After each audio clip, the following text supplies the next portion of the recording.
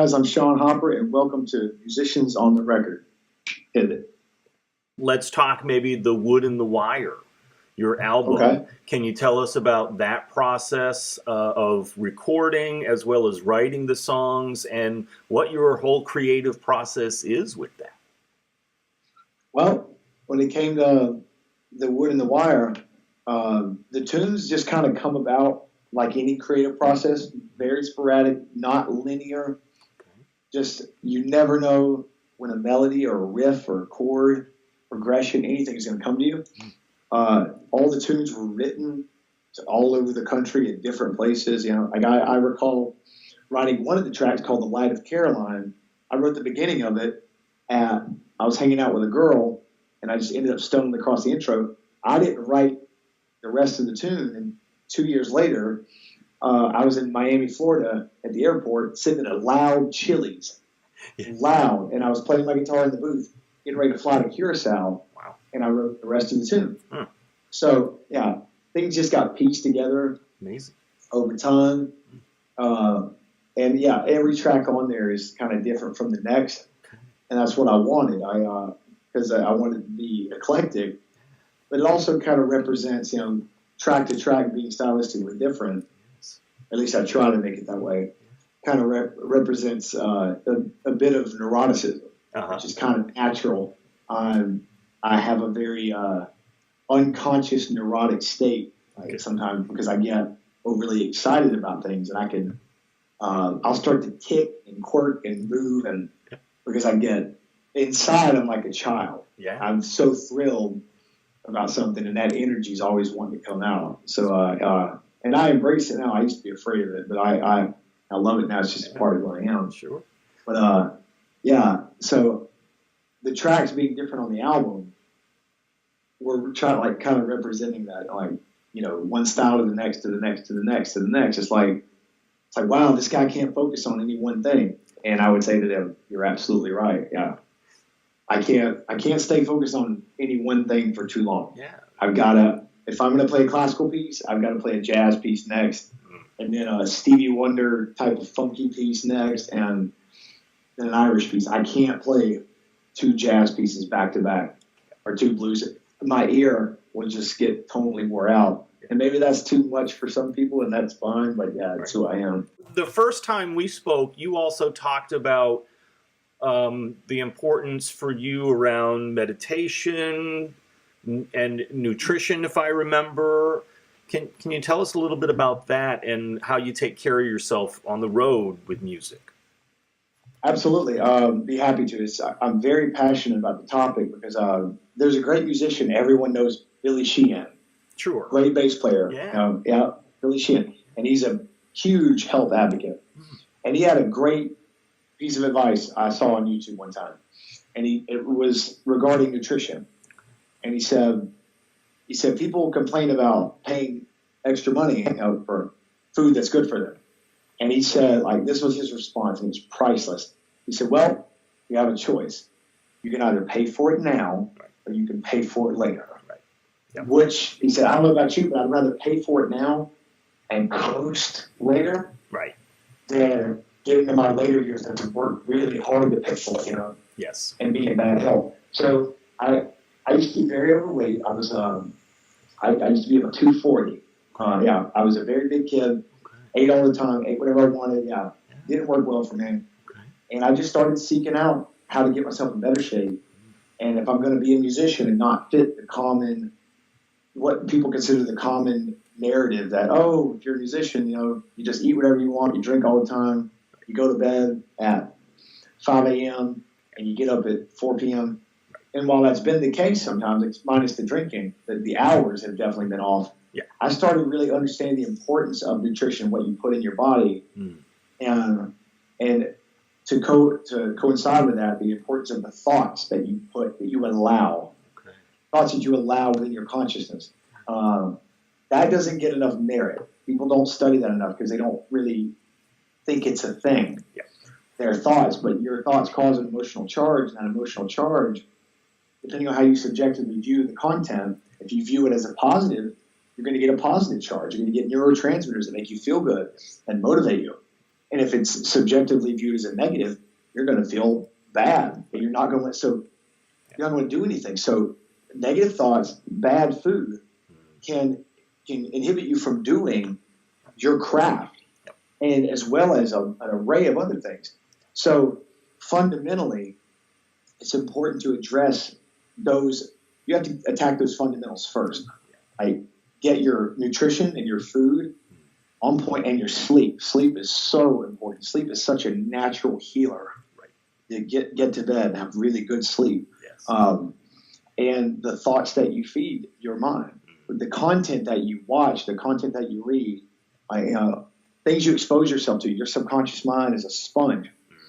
It will absorb this content and then show it to you later in your dreams. And if you're viewing negative content, things that make you feel bad, like just programming your subconscious mind through this repetition, you will start to feel like that. You'll go into this state where you feel like this all the time.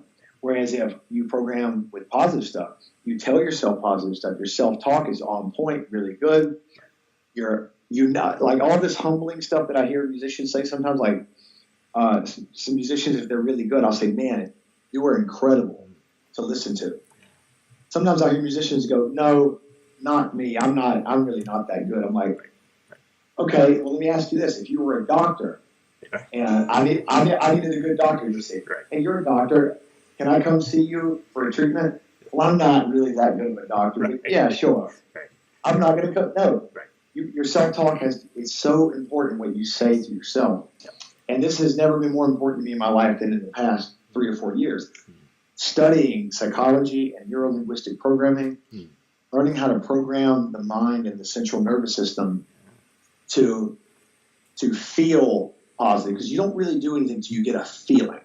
You can logically and rationally make yourself do stuff. Doesn't mean you feel like doing it. Sure. There's a total difference between feeling like doing it, where it's coming from the subconscious and the limbic system and the emotions, as opposed to rationally and logically doing it, where you're just like, well, I guess I have to do this.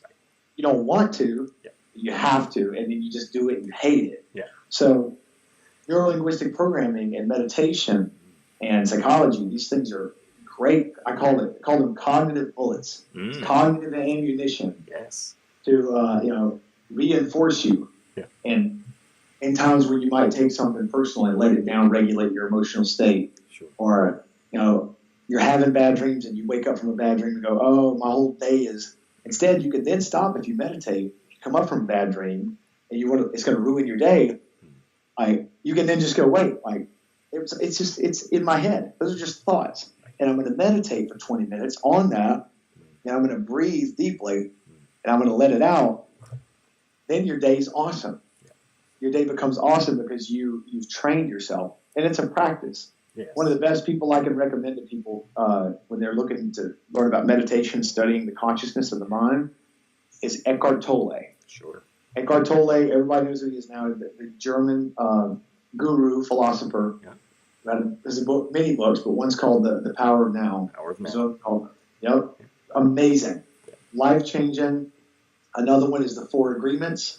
Sure. That's a great book. And then obviously philosophers like Alan Watts.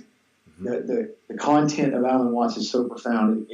Little things like this, they build up cumulatively and they change your life from the inside out. Because real change happens from the inside. A lot of us try to do it externally. It happens inside, and then people around you notice. It shows in your music. It shows in whatever your craft is, your job, because your feelings change. And when the feelings, there's an expression that David Snyder, he's an NLP practitioner. There's an expression he says, the meat does not move without a feeling. It's the body. Meat doesn't move till it gets a feeling. And that's true. We operate more on feelings than we give credit to. So that needs to be respected. So when people are feeling a certain way, it's warranted that they need to respect that and go, okay, I'm feeling sad, I'm feeling happy, I'm feeling depressed. Don't shame it, don't judge it, identify what the feeling is, and then learn to meditate with it, be with it, and it'll pass you by like a cloud. So it's definitely changed my world. Because I'm also someone, like I said, I'm very neurotic, and I have little tics and quirks. Yep. And sometimes when I get very anxious, I tic even more. Like it's called dystonia. It's a type of neurological condition where if your emotions get charged too much, you'll start to kind of clam up, and it can affect you anywhere in the body. So meditation has really helped like so much with that. So I tell people to really come at their mind and come at their belly with the best possible content. The thought content for the mind and food content for the nutrition for the belly. I love it. You will nourish your brain and nourish your stomach and get good sleep. Like you'll be happy as a bug in a rug, and you'll create from here on out. And I don't know, that's just my take on it. A lot of people disagree, and that's fine. But it's worked for me, and I lost a ton of weight, and I've got myself in really good shape now because of it. It's awesome.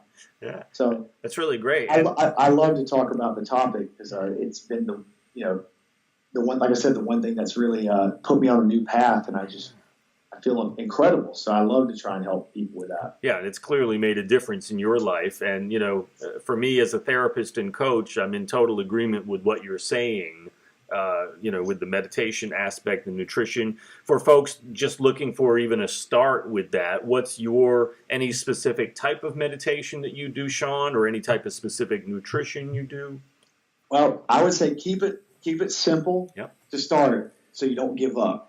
Because a lot of people want to dive in like, I'm going to start doing hour meditation straight. Well, try 2 minutes first. Try to go, and people be surprised how hard this is to do. Try to go 2 minutes and just focus on your breath. Right. No thought. Your brain is going to jump around like a monkey. You're going to try to focus on the breath, and you're going to be thinking about 17 emails you have to send out. Right. And that's why people give up, because they judge it. But the trick is to not judge it. When the brain runs off, when it gets monkey mind, you respect it, you see it, and you go, okay, I'm going to come back.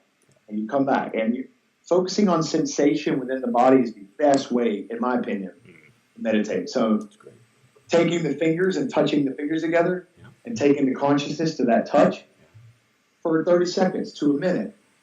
It's ideal if you can get up to 20 minutes of deep breathing and focusing on sensation within the body. Like, you'll be amazed at the goosebumps you start to feel, the emotional charges that start to go through the body. Sometimes you laugh, sometimes you cry, sometimes you get angry, but they're just their feelings, and if we respect them, they express themselves and they don't depress themselves. Right. That's a big problem these days, is depression. That depression is coming from holding in. Like, everyone holds in. No one wants to speak up. Sure. They don't feel like they have an outlet. But there are outlets to speak up. And it works. Cognitive behavioral therapy, which is what we're all doing all the time anyway when we talk. Self-talk, Yeah, absolutely. So, I would say start small. 2 minutes of meditation. Next day, go up to 2 minutes and 30 seconds. And go up in 20, 30-second intervals to get 20 minutes. And as far as nutrition goes, I always tell people, add a lot of green to your life. Sure. A lot of spinach and kale and broccoli. You want greens and fiber in your diet. Don't be afraid of meat. Meat's fine. Don't overdo it, because we're obviously carnivorous. We have carnivorous teeth, but we're also herbivores. We're omnivores. We have herbivore flat molars. So eat a lot of vegetables. Moderate amount of fruit. You don't have to go crazy with fruit, but a moderate amount of fruit's okay. Good quality proteins, carbohydrates, good, healthy, clean carbohydrates, And you can have those little whatever meals, where you go off your rocker every once in a while, but the majority of the time you're eating very clean. That gives you leeway. Right. Gives you leeway to go off a little bit. Right. So it is possible as a musician that doesn't make, a crazy amount of money, that's not on a tour bus. It's possible for a musician to eat healthy on the road. You have to train. Yeah, so how do you train? How do you do that then, Shaun, when you're out on the road? Because that's got to be a challenge of McDonald's on every street or whatever. Are you stopping into Whole Foods, or what do you do? I'll go to a Whole Foods. I'll go to a Nature's Food Patch. I'll go to a fresh market. I'll go to wherever I need to go, and I'll buy a very special cooler, and I'll load it up with a certain type of food that I eat, certain types of butter that I eat, coconut oil, greens. I'll take a hot plate with me. Right. If I need to cook any grass-fed beef or eggs, I need to cook any of this stuff, spinach, saute it, my broccoli, I will pull over on the side of the road, pull out a portable battery, plug in the hot plate. I will cook food in the parking lot of a grocery store. I love it. I've done it. I cooked a meal one time in the parking lot of a Staples because I just went inside and bought a portable battery. Yeah. Came out, turned the shopping cart on its side, put the hot plate up there. Yeah. People were walking by. They thought I was some homeless dude that got a hold of a hot plate. But I didn't care. Yeah. But I'm going to do that. I'm going to invest that extra time before I stop at a Taco Bell. Right. And I'm not trying to hate on Taco Bell. Right. I'm not trying to hate on like McDonald's, but the GMOs and the garbage food that they serve to people. Sure. It is what it is. The body doesn't want it. The liver doesn't want it. Right. I'll call a spade a spade. Sure. The body does not desire that food. So, I'll do what it takes, and it's possible. You just have to figure out how valuable it is to you. And there are supplements. Mm-hmm. Supplements in no way, shape, form, or fashion should replace real food. Right. But in a pinch, you can get quality supplements that will get you through until you can get to your next meal. Right. And that way there's no excuse like, well, I got to go eat at Waffle House because I just don't have any. Well, make this protein shake real quick and eat a banana and peanut butter, almond butter. Right.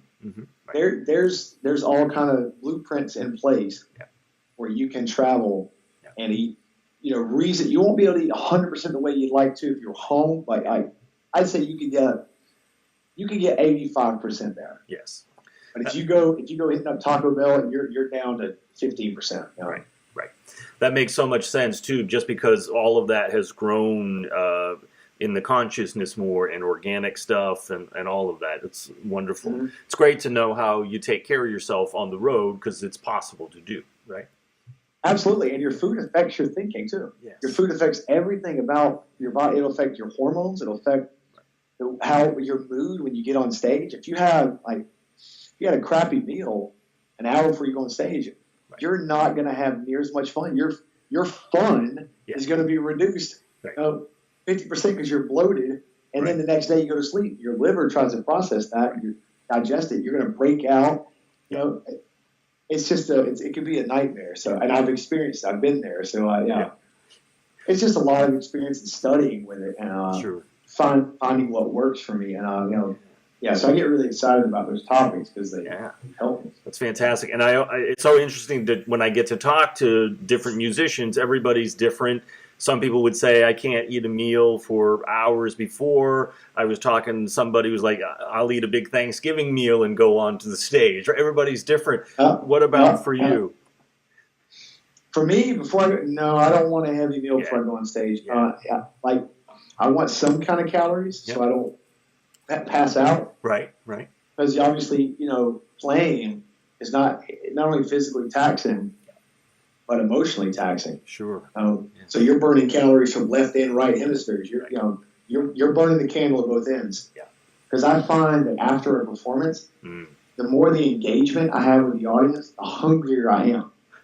So I could go work out for an hour and a half straight at a gym and get pretty hungry. Yeah. But I can go play on stage for 2 hours and I feel like I haven't eaten in a week. Wow. Yeah. Amazing. It can really get some serious caloric burn going because the brain is using so much energy. Sure.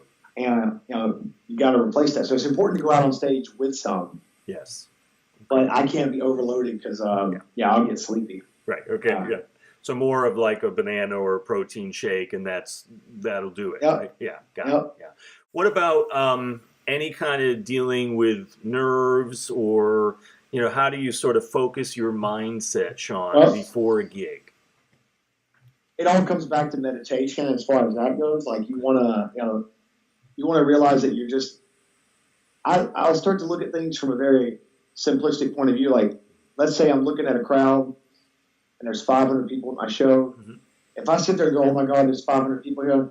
Oh, look at that crowd. Look at all this. I'm going to freak myself out. But if I kind of just go, oh, look, there's my fellow humankind, and it's just a stage. It's a piece of wood. Yeah. It's a box with nails, and I'm standing on it merely for the fact that so I'll be elevated so they can see me better. Right. Yeah. So when I start thinking like that, yeah, that's great. It brings the value of the nervousness down a lot, and then I go out and once I play the first song. Once I come out and I start playing the first few notes and I start talking to the crowd, I'm fine. Yeah. As soon as I feel the frame and the energy between us start to engage, I'm good to go. Because what you got to really know also is if people are coming to see you, 99% of them want to see you. Yes. And they want to see you do well. That's right. Like a big crowd, even if you come out and you start to bomb right away, if a crowd paid to see you, there's still going to be he's a little nervous, and then you pick it up and then they cheer you on. Yeah. It's not like if you miss the first few notes starting right off and you're shaky and nervous, that everyone's going to leave right there and never be a fan again. Right. Yeah. That's just not going to happen. Sure. But I think 99% because there's always, no matter where you go, no matter what you do, no matter what your endeavor or pursuit is, there will always be a Debbie Downer, a negative Neil, or a negative Nancy. Yeah. And there's nothing you can do about it, and it's fine. They're a very minute part of the pie here, so they're among the vast minority. But I just embrace it, go out there, and also know that the nervousness is your subconscious mind telling you that you care. Sure. Right. There's value there because if you're not nervous at all, you run the risk of being bored. You bet. You run the risk of being bored. Sure. Your audience is going to be bored. Right. You don't want to be there. You'll be ready to get off stage as soon as you got on. Right. Yeah. Sure. So it's a tightrope. Yes. You're a little bit to the left, a little bit to the right. If you're not nervous at all, it means you don't care. If you're way too nervous, you can't play at all. Right. So you got to find the middle there. And there is a cool technique though. You can actually physiologically. You may know this as a therapist. A physiological technique to calm the sympathetic nervous system is just merely before you go on stage, take a big deep breath and tighten your entire muscular system as hard as you can for 10 seconds and hold that breath while you count to 10 seconds and then exhale. And what does that do? Activates the parasympathetic nervous system. Do that 3 times, your nerves will go away. Yeah, that's great. Or you can do it the old-fashioned way, just take a shot of whiskey. Yeah, right. That's the other way to do it if you drink. Take a shot of whiskey, your nerves are gone. Yeah, that's right. You'll be the most charming dude with the most swagger in the world. There you go. Yeah. There you go. That's awesome. So, what's the feeling then, Shaun, when you're at a gig, when you're playing a show? What's talk about that energy between you and the crowd? What's the feeling you want people to have at one of your shows? I want them to feel love. I want them to feel good. I want them to feel positive energy. I want them to feel entertained. I want them to feel like I care. Because I do. I want to draw them into my world, and I want to see their world light up because of it. Yeah, that's great. I want to hear them clap, not for the sheer fact that they're clapping for me, but the sheer fact that they're enjoying themselves. If I hear them clap and scream and holler, and that visceral response is coming out of them because they can't help it, that tells me it's not forced. That tells me they're actually feeling that. That's right. And when they feel that, I feel that. Yeah. And the more I feel it, I give it right back. So, that's real. Yeah. That's really it. Just joy, just complete and utter, almost childlike. Sure. Childlike joy, like a kid running on a recess playground. Right. It doesn't get much happier than that. Yeah, you bet. Well, and that's what music should be too, right? You're playing, right? So it's called playing for a reason. Yeah. Absolutely, yeah. Yeah. And so then where would you like your music to go, Shaun? Where do you want the rest of goals or things for your career? It's kind of hard to say. I love doing opening spots with, some of my favorite artists and stuff, I've always had this dream. I don't know if it'll ever happen. It would be great if it did. But I'd love to just open I've opened some shows for Tim Reynolds. of Dave Matthews Band. Yeah. But I'd love to open some shows for Dave Matthews Band themselves. Wouldn't that be cool? That would, oh my God, that would be tremendous. Sure. And I'm such a fan. Yeah. I'm such a fanboy of that group. And it'd be fun if I got to jam with them or something. But I don't know. I never really think about it too much. I just continue to make my videos, put out my content, and play and see where things take me. And I just try to be as real as possible. Not put up a front. Like, what you see is what you get. What you hear is what you get. If you like it, that's awesome. If you don't, that's awesome too. Not a big deal. Yeah. And I mean, I enjoy playing the nice intimate theaters. 300 to 500 seats, and it'd be cool to eventually move up to another level, like maybe 1,000 seats to 2,500 seats. Sure. Yeah, who knows? That could be in the future, or I could be playing restaurants and bars and coffee shops. But either way, I'll be happy doing what I do because I love doing what I do. I don't really assign too much value to an outcome. Okay. I don't want to latch on too much of it, and I want to have freedom of outcome. Yeah. That way, whatever happens, my criteria for success was that I tried. That's right. So in order to be successful, your criteria should just be that you go after it. Yeah. Because you don't know what's going to happen. None of us do, ever. That's right. So that's right. Might as well take a chance, Yeah, but you're living the dream, Shaun. You're going for your dreams, you're going for your goals, and you're living it, right? You're able to do that, and not everybody has to be the Beatles or U2 or whatever. It's sort of like, you're making a living, and you're playing music. That's incredible. Yeah. I love it. I really. There's sometimes when I get into the frame, maybe I'm taking it for granted. Let's say I play a restaurant, and I'll feel very grateful, and I'm like, oh, I should be playing this place. I just played. I'll immediately catch myself. Yeah. I'll catch that part of my thinking, and I'll go, wait a second.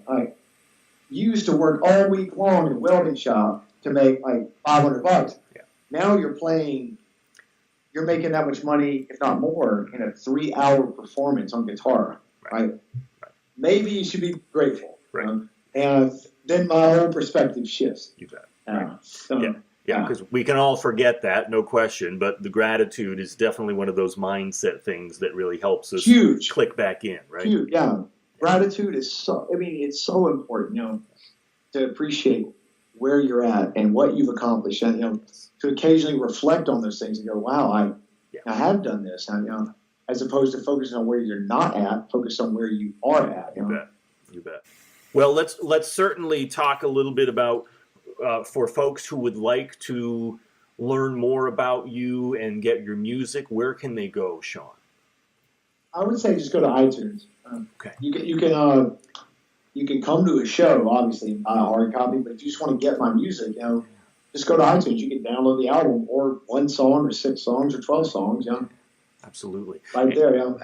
Obviously, the quickest way to get it these days. Yeah. And your website is Shaun Hopper? ShaunHopper.com. Yep. ShaunHopper.com. It's HAUNHOPPR, like a grasshopper.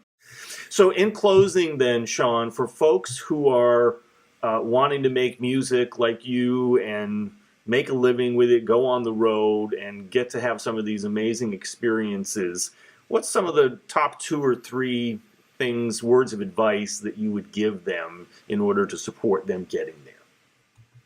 Well, I would say you have to know beyond a shadow of a doubt that you absolutely love it. You got to love it. I did a speech for a bunch of kids not too long ago, and there were about 25 of them, and I said, put your hand up if you know without a doubt you want to play music for a living. And out of the 25 kids, 4 of them thrust their arm in the air with excitement. The other, I'd say another 10 were kind of like, like that. Yeah. And then the rest of them were just like kind of armed like this, And I kind of looked at, and I wasn't trying to be harsh again.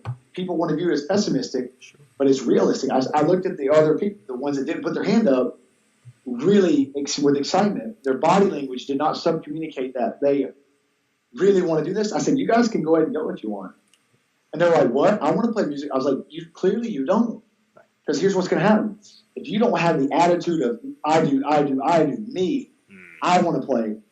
That means when you get told no, when you get told a no, you're going to give up because you don't have enough love and passion for it to want to continue.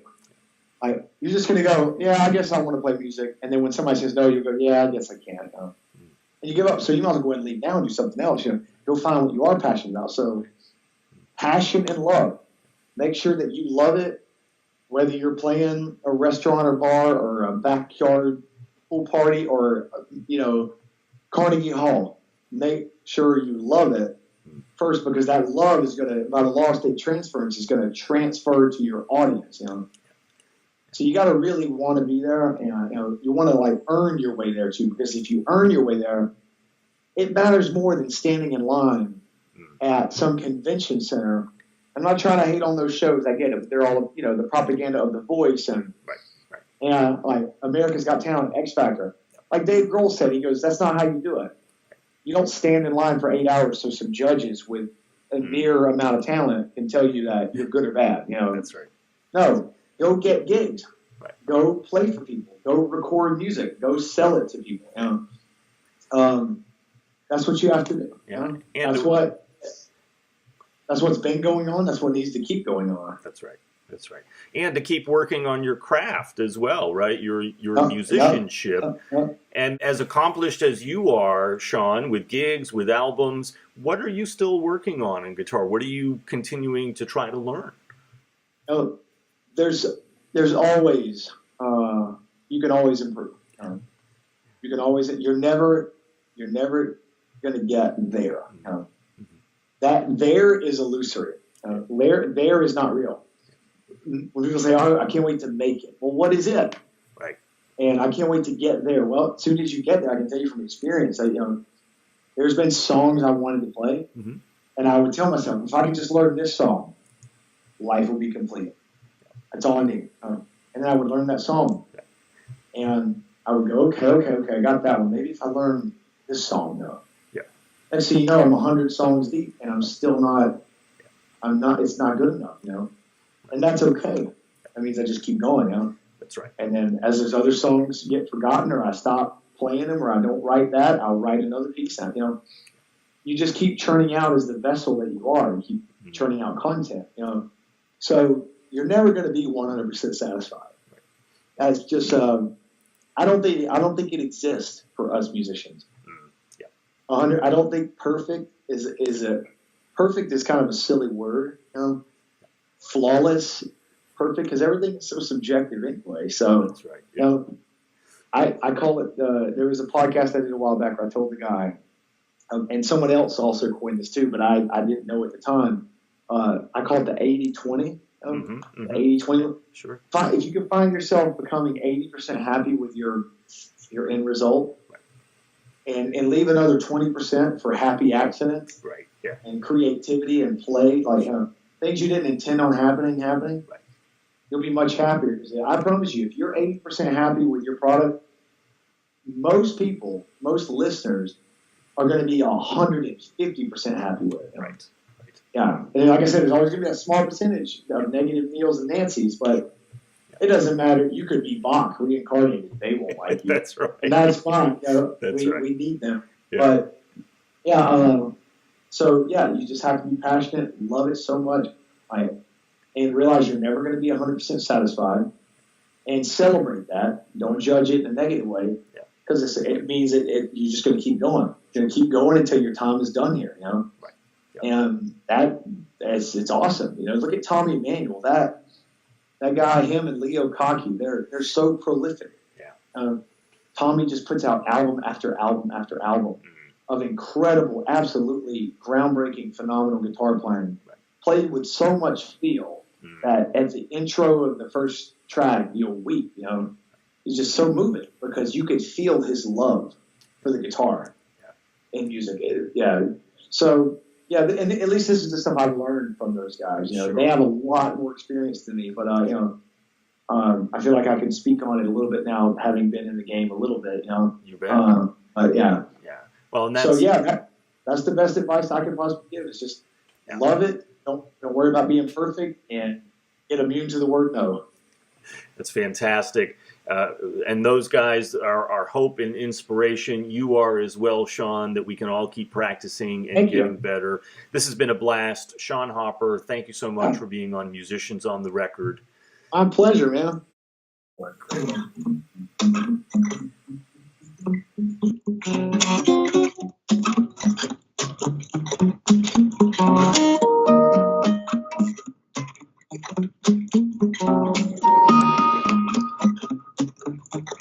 Okay, horn section.